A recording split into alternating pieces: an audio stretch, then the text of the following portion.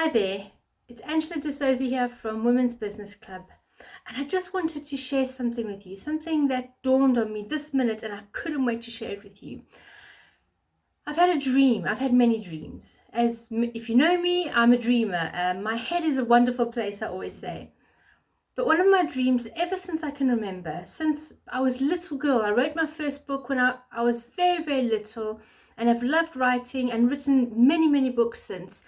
My very first book that I took seriously was a series of children's books called Jordan's Adventures in the Magical Jungle. And I wrote very much Enid Blyton style, but obviously completely original and my own ideas, but it was something that I really thought was good. I thought it was going to be the next big thing in children's stories. And so I wrote it up nicely, got it illustrated by a friend who was an artist, and then made tons of copies and started sending it off to publishers. 62 publishers later and umpteen rejection letters, I thought, oh, well, that's it. I'm not going to be a published author. Yet I kept writing because I love writing, and I moved on to my next book was a book about money. I'm passionate about finance management, investing, anything to do with wealth and generating wealth and using wealth wisely. I'm really passionate about that. And so I did some research and I wrote a book called Money Matters. And this book then got picked up by I think it may have been self-publishing or part publishing, I can't remember, but basically I had a small chance at being published in South Africa with this book. I had an investor, somebody gave me some money to put into it because I had to put some money in up front. And I was so excited. And I had a few people read the book to give me some reviews. And some people were like very negative and critical, other people really positive, and one of them even, put some money towards it. As I said, I had an investor. Very exciting. And it didn't work out. I left the country, came to the UK, didn't think anything of it, had to rebuild my life in the UK. But then kept writing.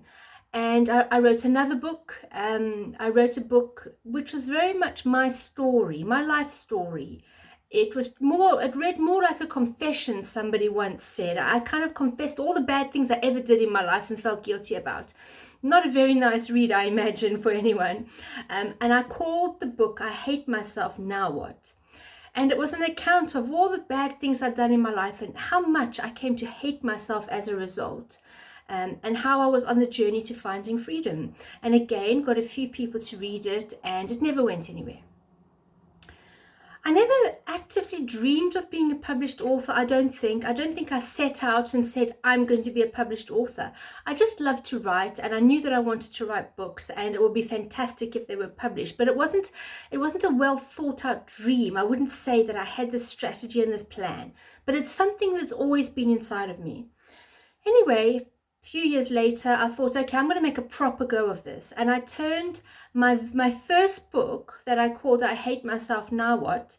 Into 3 books. It remained the story of my life, but it had a much more positive spin on it. And so I was able to look at the things I had done wrong in my life. So in some cases, I was a victim of abuse. In other cases, I was just plain stupid, made a lot of poor decisions in my life.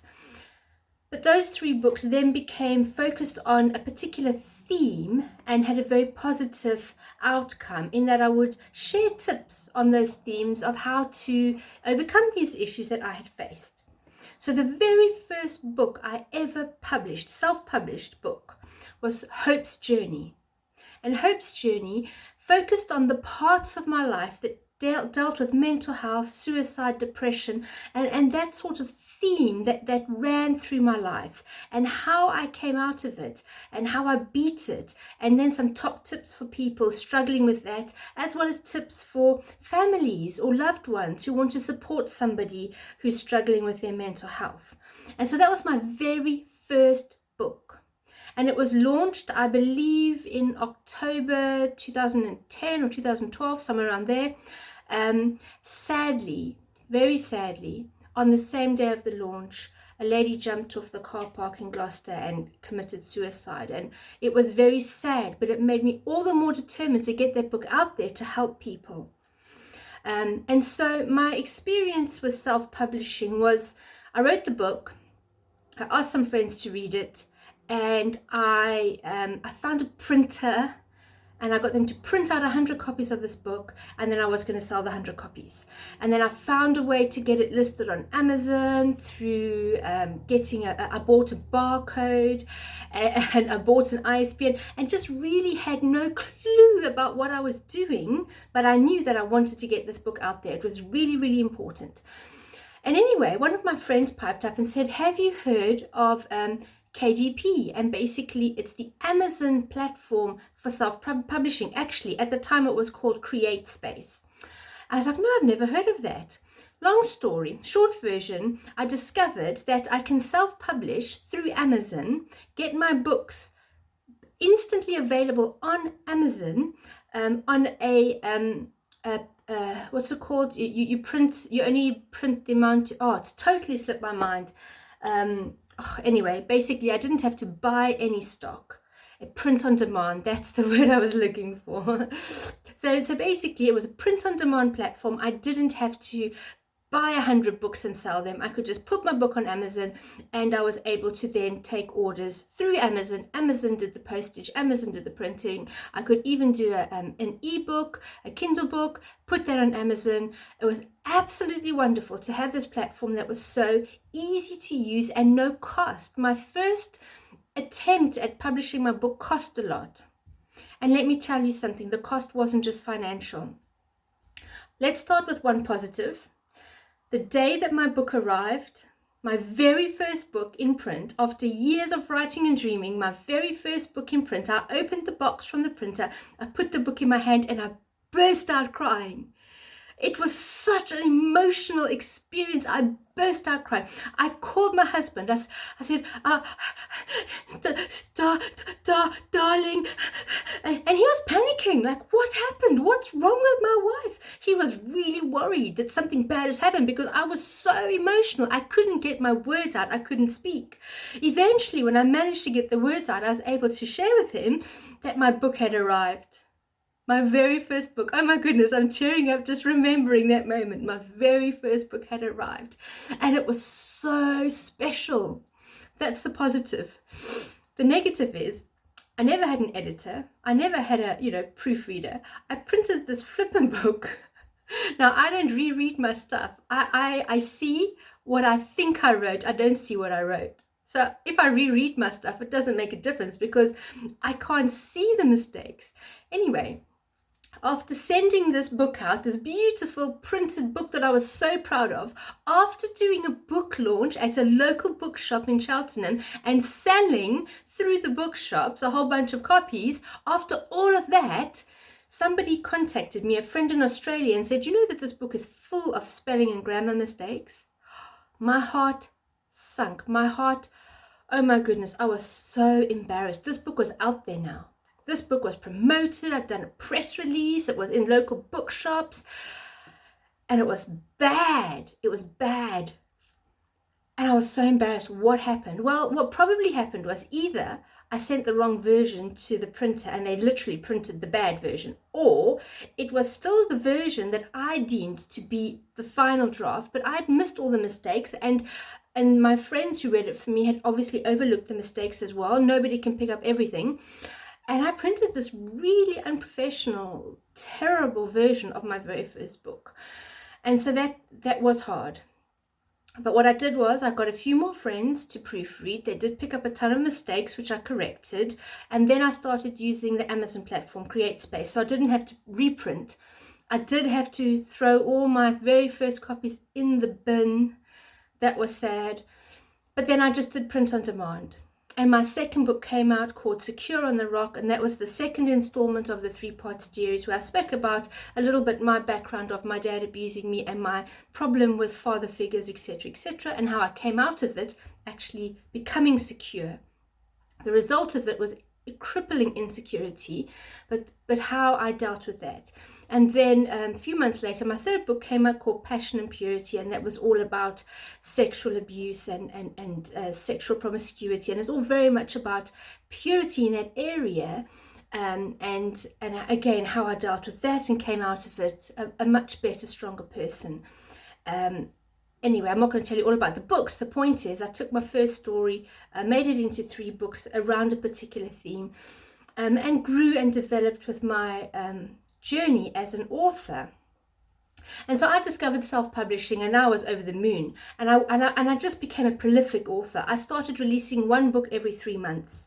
I just started writing and releasing, never marketing, never selling, just writing and putting them on Amazon. I discovered a way to I had so many books out there. My friends and family were buying them up, poor things.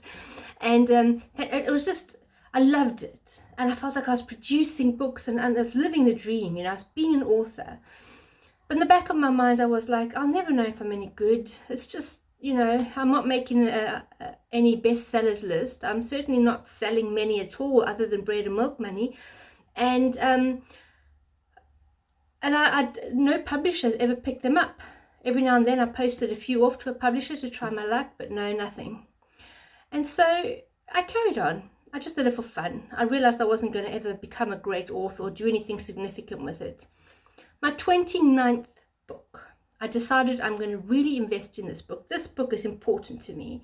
And so I hired an editor, someone who's now become a really good friend of mine, Denise Roberts from the editor's chair. And I said, here's my book. Could you edit it? Could you help me make it better?